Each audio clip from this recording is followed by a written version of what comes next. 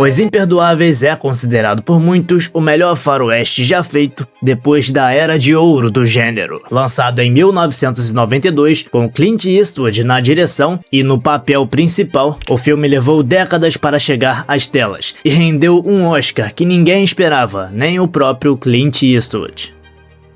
E Clint Eastwood já revelou que Os Imperdoáveis foi o melhor faroeste que ele já teve o prazer de fazer. Uma declaração de peso, né? Principalmente vindo de alguém que fez a trilogia dos dólares.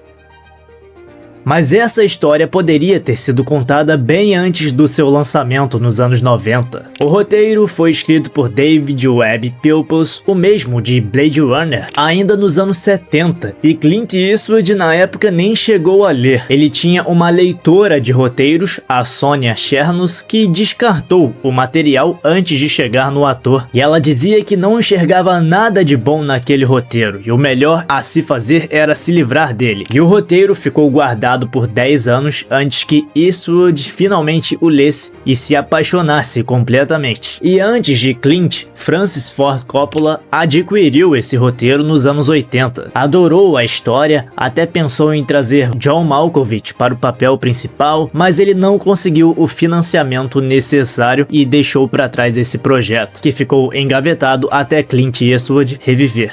O roteirista também já citou algumas influências para o roteiro que escreveu, como por exemplo Taxi Driver de Martin Scorsese, onde vemos pessoas que estão sendo mortas e os personagens se mantendo, como seriam na vida real. Mas ao mesmo tempo é divertido, e Taxi Driver, segundo ele, expandiu os limites do que o entretenimento poderia ser. Clint Eastwood entrega uma das melhores atuações da carreira em Os Imperdoáveis. É bem verdade que durante décadas os faroestes mostravam os pistoleiros como heróis e lendários, e nesse filme Clint Eastwood faz o oposto. Ninguém é totalmente herói ou vilão nesse filme.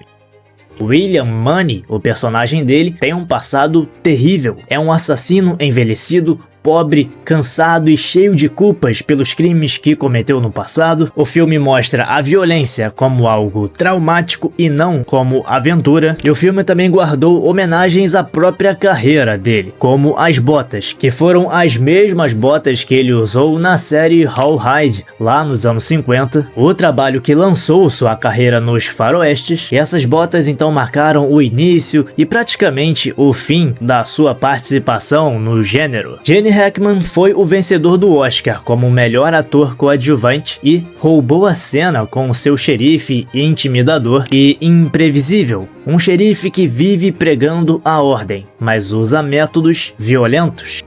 E Clint Eastwood queria Gene Hackman desde o início para viver o personagem Little Bill. E na primeira vez que leu o roteiro, Clint ficou até confuso sobre quem era o protagonista. Durante boa parte da história, ele acreditou que Little Bill era o herói. Isso acontece porque cada personagem tinha motivações tão bem construídas que até o antagonista parecia estar fazendo a coisa certa.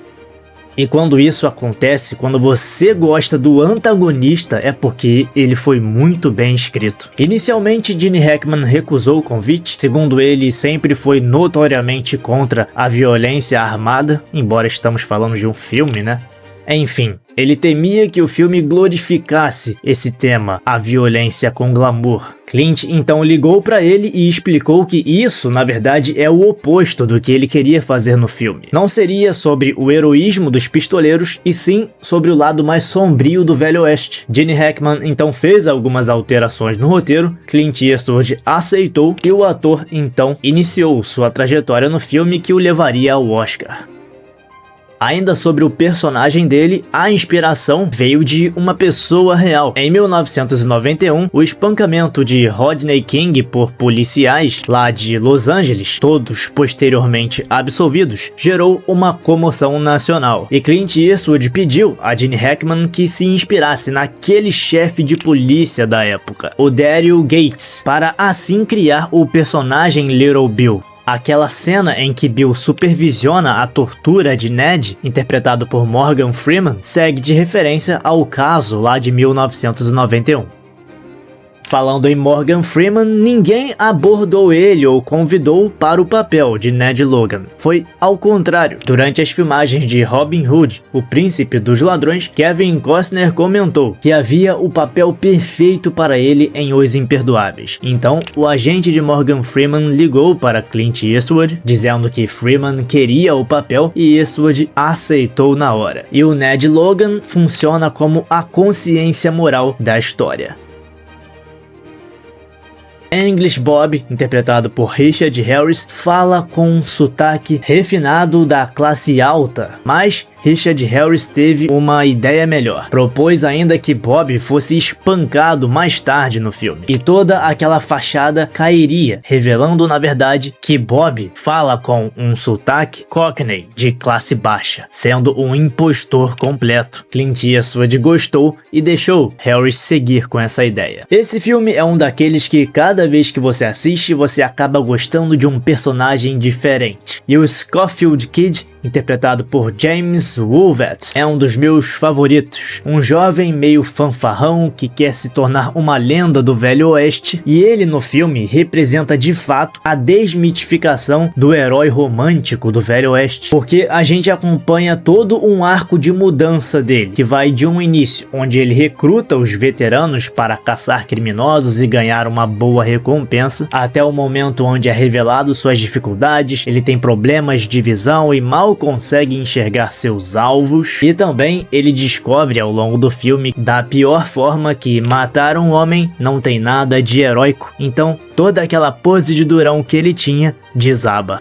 O filme foi gravado principalmente na província de Alberta, lá no Canadá, durante um período de seca. E por isso, grande parte da chuva do filme precisou ser criada de forma artificial. E já a neve, que aparece durante a recuperação de William Munny, apareceu de uma forma inesperada e acabou sendo aproveitada para o filme. Big Whiskey, a cidade fictícia onde se passa praticamente todo o filme, foi construída como um cenário único e enorme pelo diretor de arte e sua equipe em apenas 32 dias. Clint Eastwood escolheu aquela região porque ele já conhecia e admirava aquelas paisagens, porque fez várias viagens para lá para andar de esqui, e segundo ele, o local era perfeito para recriar aqueles ambientes dos faroestes clássicos. O filme tem um visual sombrio, chuvoso e melancólico. Tudo parece decadente, como se o próprio faroeste estivesse chegando ao fim. Lenny Niehaus conhecia Eastwood desde que serviram juntos no exército. Os dois compartilhavam uma paixão pelo jazz. E embora que a bela trilha sonora seja atribuída a Lenny, que foi um colaborador frequente nas trilhas sonoras dos filmes de Eastwood, a melodia principal foi composta pelo próprio Clint Eastwood.